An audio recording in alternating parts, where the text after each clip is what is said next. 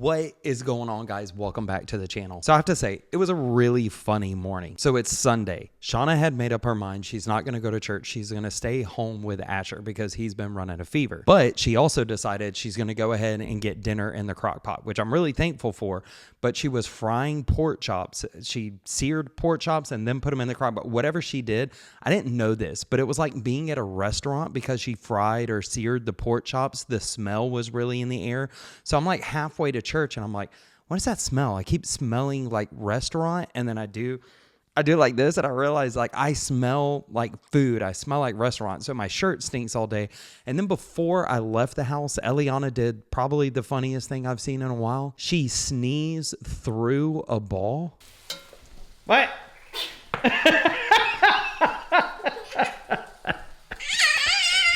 I don't know if you just had to be there, but it was really, really funny.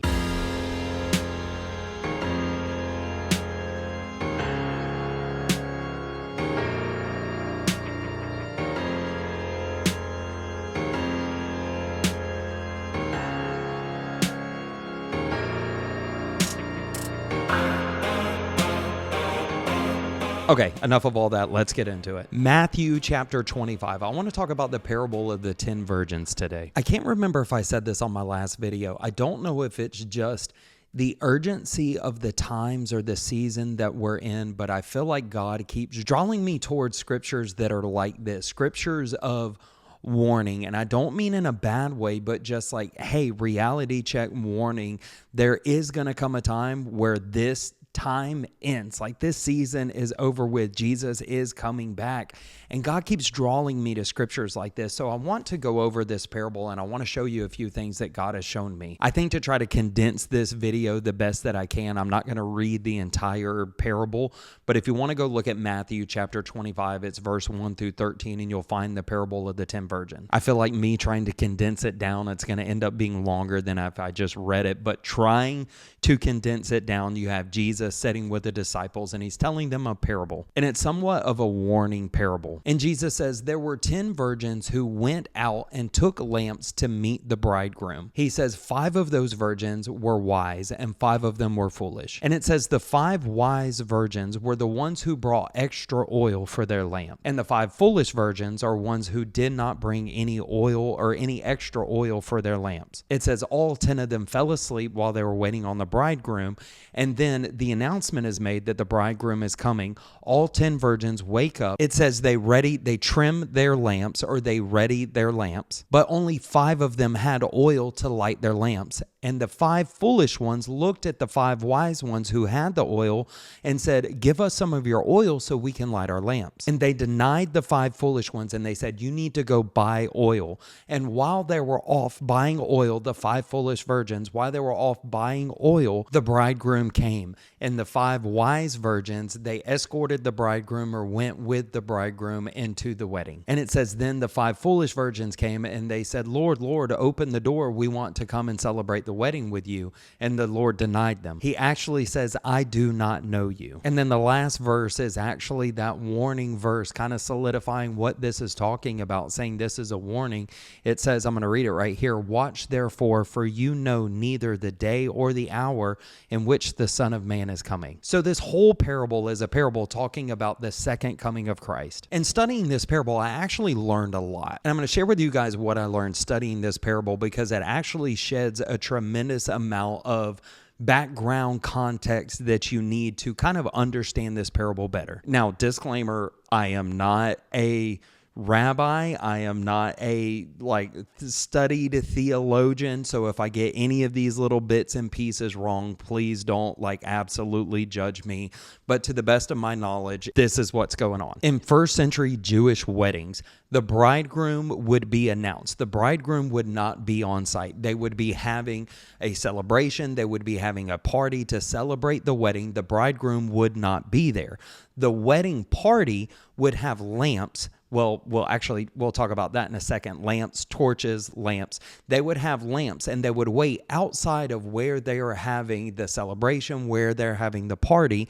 And what happens is when the bridegroom would show up, the wedding party would light their lamps, and they would escort the bridegroom into the celebration in honor of the bridegroom and in honor of the celebration, kind of escorting him. When he would show up, he would be announced.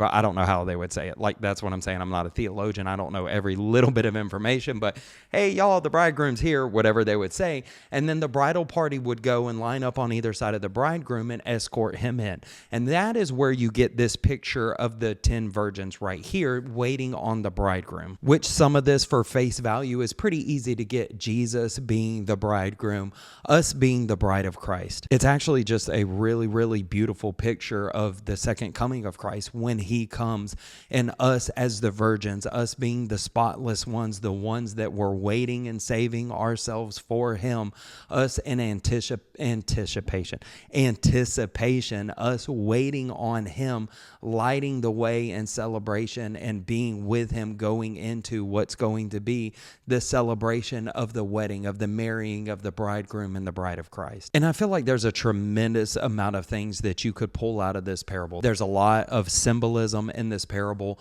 At face value, guys, this parable is just talking about being ready for the second coming of Christ.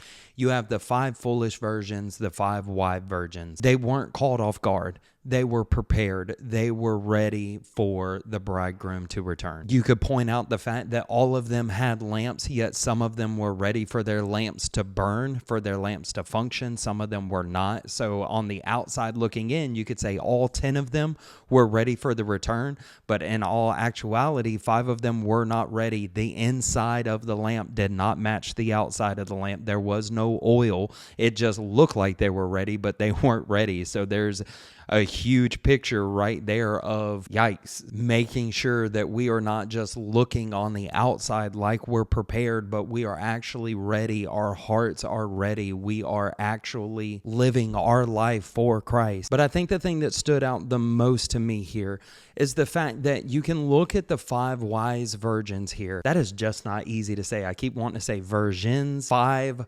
wise virgins. You could look at them and you can see this was important to me.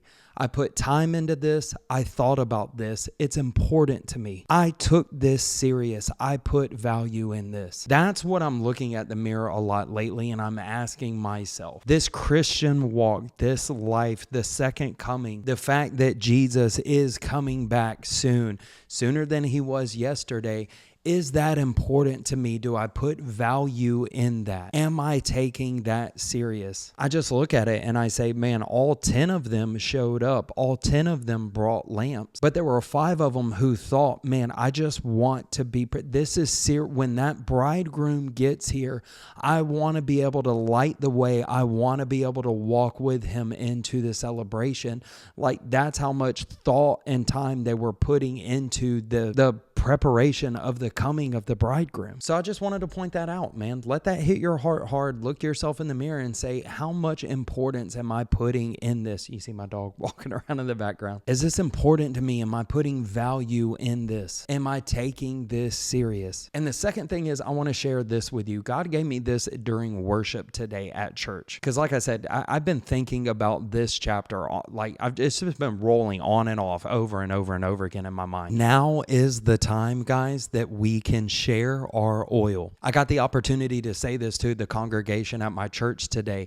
Now is the time that we can share our oil. If you go and you read the story at the point in time where the 5 foolish virgins, they realize that we do not have oil, they asked the other 5 for their oil and they said, no, we're not giving you any of our oil.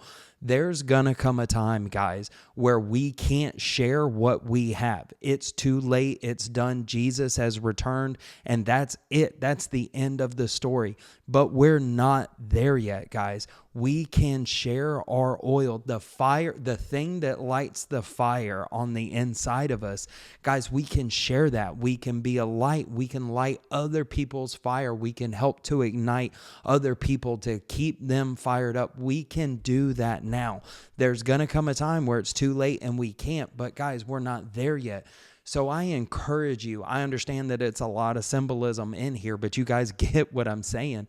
I encourage you guys, number one, store up your oil. Get as much oil for yourself. Get as much. If you're trying to read between the bump my mic. If you're trying to read between the lines, this is what I'm saying. Relationship, intimacy, worship, time with God. Fill yourself up as much as possible. Fill your reservoirs. Have more than enough to light the fire. And guys, while we still can, share that. Share that with other people. That is it. That's all I got for you guys today. Can you see this? This is Bear. Launch out into the deep. Launch out into the deep things of God. Don't just watch YouTube all day long. What a waste of time. Go hunting, go fishing, get outdoors, do something amazing. I will see you on the next video.